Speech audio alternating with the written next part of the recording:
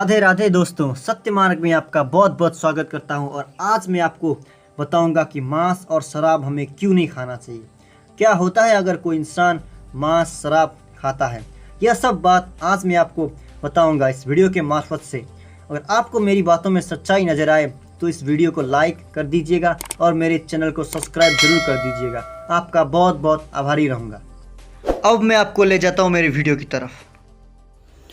अगर आप एक अच्छे इंसान हो तो आप भगवान पे ज़रूर विश्वास रखते होंगे। आपको पता ही होगा कि भगवान ही है जो यह ब्रह्मांड को चला रहे हैं। अगर आप भगवान को मानते हो तो आपको भगवान के बताए हुए रास्ते पर चलना होगा, नहीं तो इंसान एक इंसान नहीं राक्षस बन जाता है। एक इंसान को इंसान रहने के लिए उसे भगवत ज्ञान प्राप्त करना ही होगा, पूर्ण भगवत ज्ञान, आधा अधूरा नहीं, क्योंकि अधूरा ज्ञान और ज़्यादा नुकसानदायी होता है। भगवत ज्ञान कहाँ से प्राप्त होगा? आपको पता ही होगा, वेदों और पुराणों से।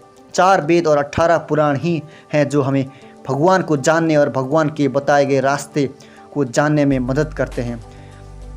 जब ब्रह्मा जी ने यह सृष्टि को उत्पन्न किया, उसी वक्त उन्होंने वेदों की भी निर्माण किया ताकि आने वाली पीढ़ी इसे पढ़कर अपने जीवन को सफल बनाए। आप सोचते होंगे कि वेद पुराण किसी इंसान ने लिखा है, इसमें सच्चाई नहीं है। मैंने ऐसे बहुत लोग देखे हैं, वो बोलते हैं कि वेद पुराण काल्पनिक है, किसी चतुर ब्राह्मण ने अपने फ़ायदे के लिए इसे रचा है। लेकिन यह लोग खुद नहीं जानते हम हमारे जीवन में जो कुछ भी करते हैं वेदों के द्वारा ही करते हैं। यह लोग शादी तो करते हैं, शादी कौन करता है? एक ब्राह्मण करता है। और शादी में जो मंत्र बोले जाते हैं वो एक वेद से ही किए जाते हैं। और यही लोग हर साल अपने पितृ लोगों के लिए श्राद्ध करते हैं जो वेदों से ही करी जाती है। और उस आत्मा को शांति भी मिल जाती है। यह सब उन्हें पता है, फिर भी लोग बोलते हैं कि वेद झूठे हैं। अब इन लोगों को मूर्ख नहीं कहेंगे तो क्या कहेंगे? यह लोग सब कुछ जानते हुए भी अनजान बने रहते हैं। आजकल कौन इंसान मांस नहीं खाता? हर किसी के घर में मांस खाने वाला होता है, जबकि मांस इंसान की खाने की चीज़ ही नहीं है।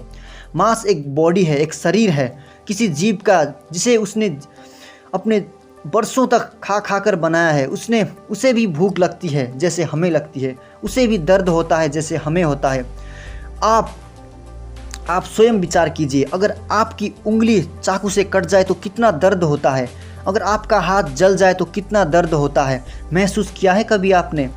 अगर सब्जी बनाते वक्त कढ़ाई में गलती से हाथ लग जाए तो कितना दर्द होता है? महसूस किया है? अवश्य महसूस किया होगा। और जलने के बाद आपने अपने हाथों में नमक लगाया होगा, ठंडे पानी में डाला होगा ताकि जलन कम हो जाए। अगर हम अपने दर्द को समझते हैं तो दूसरों के दर्द क्यों नहीं समझते? मेरा प्रश्न है आपसे, क्या बुराई है दूसरे के दर्द को समझने पर? क्यों हम अपने 2 मिनट के स्वाद के लिए किसी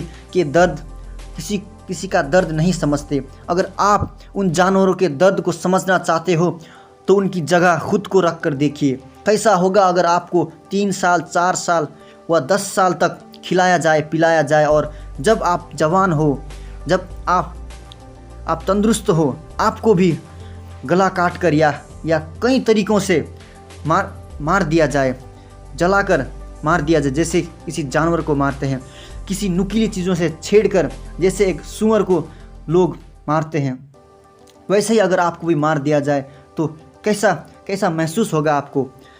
वो दिन कितना भयानक होगा जब आपके सामने कोई एक बड़ी सी चाकू लेकर आपको मारने के लिए आ रहा होगा। हाँ, ऐसा ही दिन हर जानवर को देखना पड़ता है आपकी वजह से। उन्हें बहुत सारा दर्द सहना पड़ता है, उन्हें मरना पड़ता है, उन्हें आग में जलना पड़ता है। क्या यही है हमारी मानवता? इंसान महान तब नहीं बनता जब वो चंद पैसे कमा लेता है, बड़ी सी कुर्सी में बैठता है। एक इंसान महान तब बनता है जब वो हर प्राणी को एक ही नज़र से देखता हो, हर जानवर, हर इंसान के दर्द को महसूस करता हो। आजकल इंसान दिन के 4-5 अंडे तो हर कोई खाता है। किसी भी दुकान में जाओ अंडे मिल जाते हैं। इंसान 1 या 2 अंडे तो दिन में खा ही लेता है। क्यों खाते हो अंडा? तो बोलते हैं अभी से अगर अंडा नहीं खाया तो कमजोरी आ जाती है शरीर में। अपने बॉडी की लोगों को इतनी चिंता है कि वो किसी के बच्चे को खा जाते हैं। अरे भाई, एक मुर्गी अंडा इसलिए नहीं देती ताकि आप अपना शरीर बना सके। वो अंडा इसीलिए देती है ताकि वो अपने बेटे या बेटी को पैदा कर सके। आपका शरीर बनाने के लिए नहीं देती वो अंडा। आपका शरीर सिर्फ अंडों से ही बनता है क्या? और चीज़ खत्म हो गए क्या? जो आप 15 या 20 रुपए में आप एक अंडा खाते हो, उससे आप केले खा सकते हो, जिसमें भी उतना ही प्रोटीन उतना ही मिलता है, जिससे आपका धर्म भी बच जाएगा और आपका शरीर भी बन जाएगा। जो आप सोचते हो ना कि अगर मांस खा के अंडा खा के शरीर मजबूत बनाऊंगा, यह आपकी गलत सोच है। इस तरीके से बनाई गई शरीर अच्छे कामों में कभी नहीं लगेगा। सिर्फ बुरे कर्म करते करते एक दिन जल जाएगा। शरीर बनाना ही है तो शुद्ध चीज़ों से बनाओ। हरी सब्जी खाओ जिसमें समस्त विटामिन्स होते हैं, दाल खाओ जिसमें प्रोटीन्स होते हैं, फल फूल दूध दही खाओ। खाने योग्य वस्तु बहुत हैं इस धरती में। खाने योग्य वस्तु क्या क्या है सब वेदों में लिखा है, पवित्र बाइबल में भी लिखा है, पवित्र कुरान में भी लिखा है। इन सब धर्मों की किताबों में एक ही बात लिखी है। अगर आपको यकीन नहीं होता तो मैं अभी दिखा देता हूँ। ध्यान से सुनना और पढ़ना। यह जो आप देख रहे हैं वो बाइबल के श्लोक हैं जो हिंदी में ट्रांसलेट की गई है। इसमें साफ साफ लिखा है कि यह श्लोक पवित्र बाइबल का है। जो 26वां श्लोक है वो मैं आपको पढ़कर सुनाऊंगा। फिर परमेश्वर ने कहा, हम मनुष्य का अपने स्वरूप के अनुसार अपनी समानता में बनाए, और वे समुद्र की मछलियों और आकाश के पंछियों और घरेलू पशु और सारी पृथ्वी पर और सब रेंगने वाले जंतुओं पर जो पृथ्वी पर रेंगते हैं अधिकार रखें। यहाँ पर बोला गया है कि सिर्फ अधिकार रखें। इसका मतलब ये नहीं कि उन्हें मार डाले। लोग इसका गलत अर्थ निकाल लेते हैं और जानवर को मारते हैं। इसमें लिखा है सिर्फ अधिकार रखें, मतलब जैसे आजकल हम बाघ को, हाथी को, बड़े बड़े जानवर को अपने अधिकार पे रखते हैं, ऐसे अधिकार रखने को बोला है। इस जीव को किसी प्राणी को मारने के लिए नहीं कहा है, मगर इस धर्म के लोग, क्रिश्चियन धर्म के लोग जीव को मारते हैं, उसका मांस खाते हैं। ये वो लोग धर्म नहीं अधर्म करते हैं। यही बात पवित्र कुरान में भी लिखा है, जो इस्लाम धर्म का एक पवित्र ग्रंथ है। उसके बाद देखिए 29वां श्लोक में लिखा है, फिर परमेश्वर ने उनसे कहा, सुनो, जितने भी बीज वाले छोटे छोटे पेड़ सारी पृथ्वी के ऊपर हैं और जितने वृक्षों में बीज वाले फल होते हैं, वे सब मैंने तुमको दिया है, वे तुम्हारे भोजन के लिए हैं। इसका अर्थात जो भी बीज वाले फल हैं, जो भी बीज वाले सब्जी हैं, वो सब हमारे खाने के लिए हैं। यही बात पवित्र कुरान में भी लिखा है, जो इस्लाम धर्म का पवित्र ग्रंथ है, जो मैंने अभी अभी कहा। अगर आपको विश्वास ना हो तो आप खुद देख लीजिए, खुद एक बार पढ़ लीजिएगा। यहाँ पर कहीं पर भी नहीं लिखा है कि इंसान को एक मांस खाना चाहिए, किसी का शरीर खाना चाहिए। मगर वो लोग अपने धर्म को नहीं जानते या जानना ही नहीं चाहते और तड़पा तड़पा कर जीव हत्या करते हैं वे है, जबकि यह सब तो उनके धर्म के विरुद्ध है। बहुत हिंदू लोग भी उनका देखकर सोचते हैं ये पाप नहीं है, लेकिन ये बहुत बड़ा पाप है, जिसका फलस्वरूप आपको इस जन्म में या मरने के पश्चात नर्क में जाकर भोगना ही पड़ता है। आपको तो लगता होगा कि एक ही तो लाइफ है, इसे जैसे चाहो एंजॉय करो, मगर आप गलतफहमी में जी रहे हैं। इस बात को गांठ बांध लीजिए, हमारी लाइफ सिर्फ एक नहीं है। हमारी लाइफ तो कभी ख़त्म ही नहीं होगी। मरने के पश्चात ही हमारी असली ज़िंदगी शुरू होती है। यह बात आप समझ लो। मृत्यु एक अटल सत्य है। हमें 60 या 65 साल के बाद यह देह छोड़ना ही है। हमारे मनुष्य जीवन का जो टाइम है ना, वो बहुत ही छोटा है। इसे हमें किसी को रुलाकर या दुख देकर नहीं बर्बाद करना है। इस शरीर को, इस टाइम को हमें किसी को दुख देकर बर्बाद नहीं करना है। इसे तो हमें उस कार्य में लगाना चाहिए जिससे हमारा आज भी सुधर जाए और कल भी। हमारा आज हमारे नर्क के दंड को निर्धारित करता है। यह अटल सत्य है। अब आप मानिए या ना मानिए, अगर आप आज मेरी बातों में विश्वास ना करो, पर जब आपके ऊपर यह संकट आएगा तब आप पछताओगे। जब आपको मृत्यु के पश्चात नर्क ले जाने यमदूत आएंगे, जब वो आपके गले में यमपाश डालकर घसीटते हुए नर्क ले जाएंगे, जब आप बैतरणी नदी में डूब जाएंगे, तब आपको मेरी बातों में विश्वास होगा। पर तब तक बहुत देर हो चुकी होगी। तब आप रोएंगे, चिल्लाएंगे, मगर आपकी सुनने वाला कोई नहीं होगा। वहाँ पर आपको वो दोस्त लोग भी मिलेंगे जिसने पाप किया है, जिसने वेद पुराण की बातों को नहीं माना है। उस वक्त आपको कोई मदद नहीं करेगा। इस मनुष्य योनि में तो आपको पाप कर्म करने में बहुत साथ देंगे, शराब पिलाएंगे, मांस खिलाएंगे, वो खुद भी पाप करेंगे और आपको भी वैसा ही बनाएंगे। इसलिए दोस्त और यारों के चक्कर में मत पड़िए। फ्यूचर की चिंता अगर आपको रहती है तो सिर्फ 60 या 65 साल तक का फ्यूचर मत देखिए। क्योंकि ये तो छोटा सा समय है, असली फ्यूचर तो मृत्यु के पश्चात शुरू होगी। इस बात को अपनी खोपड़ी में डाल लीजिए। अब शराब पीने के नुकसान मैं आपको बताता हूँ। शायद आपको मालूम ही होगा शराब के नुकसान कितने हैं। वो शरीर में भी होते हैं और समाज में भी। सबसे ज़्यादा प्रभाव शराब के पड़ते हैं शरीर में और उसके बाद समाज में। शरीर में आप क्या प्रभाव पड़ता है आपको मालूम ही होगा। अगर समाज की बात करें तो आपको एक शराबी के नाम से जाना जाता है। समाज में आपकी इज्जत जितनी भी लोग करें ना सामने से, मगर पीठ पीछे आपको शराबी बोलते हैं। क्योंकि एक शराब वाले पीने वाले इंसान को कोई भी इज्जत नहीं देता, उसका भरोसा कोई नहीं करता। समाज की बात तो छोड़िए, आपका परिवार भी आपको पसंद नहीं करता। ऐसी ज़िंदगी का क्या फ़ायदा अगर आपका परिवार भी आपकी इज्जत ना करता हो, आपको पसंद ना करता हो। शास्त्र के अनुसार कलयुग के 4 ठिकाने हैं। कलयुग 4 जगह मिलता है। वो हैं द्यूतम पानम स्त्रियः सूना यात्रा धर्मस्य चतुर्विधा। कलयुग का दूसरा ठिकाना है शराब। जहाँ शराब है वहाँ नाश नहीं सर्वनाश होता है। शराब एक बार आप पिएंगे तो ज़िंदगी बिगड़ जाएगी, आदत लग जाएगी, लत लग जाएगी। फिर धीरे धीरे थोड़ी से ज़्यादा, ज़्यादा से बहुत ज़्यादा और आदमी ख़त्म। शराब पीने वाला व्यक्ति अपने आप को सफल बनाया हो तो बताइए। इसीलिए शराब कभी मत पीजिएगा, नहीं तो सब कुछ खत्म हो जाएगा, सब कुछ बिगड़ जाएगा।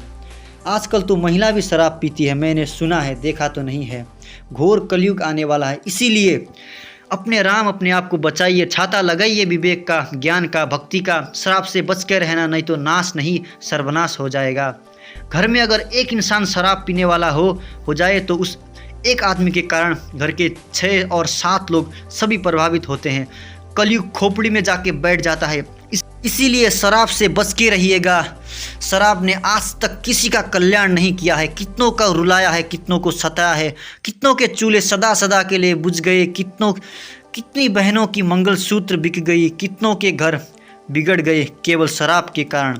शराब ने आज तक किसी का घर बसाया नहीं है, बल्कि बसी बसाया घर उजाड़ा है। इसीलिए हो सके तो अपने बच्चों को और अपने आप को शराब से दूर रखें। अगर आप खुद शराब पीते हो तो अपने बेटे या बेटी को क्या सुधारोगे?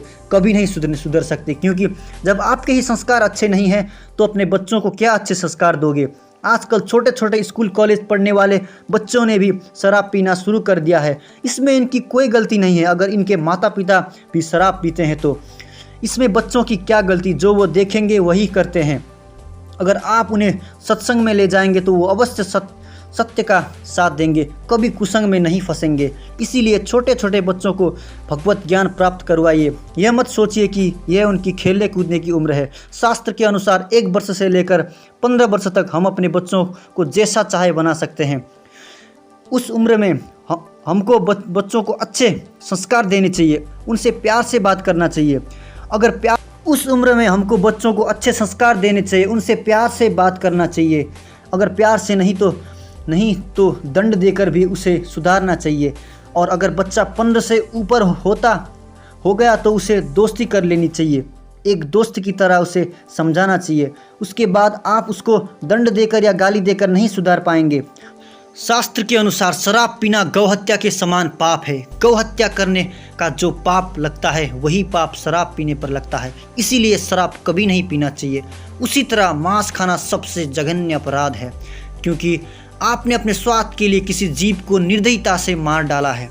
बहुत बड़ा पाप है। हमारे वेद इस बात को आज्ञा नहीं देते। हमारे यहाँ अहिंसा ही परमो धर्म मानते हैं। हम किसी जीव की हत्या करने पर विश्वास नहीं करते। हम मारने वालों में से नहीं, बचाने वालों में से हैं। हम भक्षक ना बने, हम रक्षक बने। आप खुद बताइए, रक्षक बड़ा है या भक्षक बड़ा है? अवश्य रक्षक बड़ा है। इसीलिए खुद को और अपने बच्चों को रक्षक बनने के लिए प्रेरणा दीजिए, भक्षक नहीं। अगर आप खुद भक्षक हैं, अगर आप खुद शराब पीते हैं तो सबसे पहले आप अपने आप को सुधारिए। क्या आप चाहते हो कि आपका बेटा भक्षक बने? क्या आप चाहते हो कि आपका बेटा शराबी बने? नहीं ना। कोई भी बाप अपने बेटे को शराबी नहीं बनाना चाहता। अगर आप अपने बेटे को शराबी नहीं बनाना चाहते तो आप खुद क्यों पीते हो भाई? एक बार अवश्य विचार कीजिए और खुद को और अपने बच्चों को घोर नर्क में जाने से बचाइए। नर्क के घोर दंड से बचने का, समाज में एक अच्छे इंसान बनने का एक ही उपाय है, वो है भगवत प्राप्ति। बड़े से बड़े दुष्ट भी भगवत प्राप्ति कर सकते हैं, क्योंकि हमारे कृष्ण हमारे शिव बहुत ही भोले हैं। एक बार आप उनकी चरण में जाइए, आपका आज और कल दोनों सुधर जाएगा। आप एक बार कोशिश तो कीजिए, आप इस दुनिया के चक्कर में मत पड़िए। सबसे पहले आप खुद सुधर जाइए, फिर दूसरे को भी सुधारने की कोशिश कीजिए। दुनिया क्या करती है उससे हमें क्या मतलब, वो बुरे कर्म करेगी तो वो भोगेगी खुद। कहीं आप भी इस दुनिया के चक्कर में पड़ के पाप कर्म मत कीजिएगा। कहते हैं ना, पाप करोगे तो फल मिलेगा, जैसी करनी वैसी भरनी, आज किया कल पाएगा। कोहु ना काहू को सुख दुख कर दाता, निज कृत कर्म भोग सब भ्राता। करनी का फल तो भोगना ही पड़ता है, ये तो आपने सुना ही होगा। इस श्लोक का अर्थ है, आपके द्वारा किए गए पाप आपको ही भोगने पड़ेंगे, ये दुनिया वाले नहीं आएंगे उस वक्त। इसीलिए जो करना है आप खुद को करना है, जो करना है आप खुद कीजिए। कहते हैं ना, एक समझदार इंसान के लिए इशारा ही काफ़ी है। अगर आप समझदार इंसान हो तो आप समझ गए होंगे। बस आज के लिए इतना ही कहना चाहता हूँ।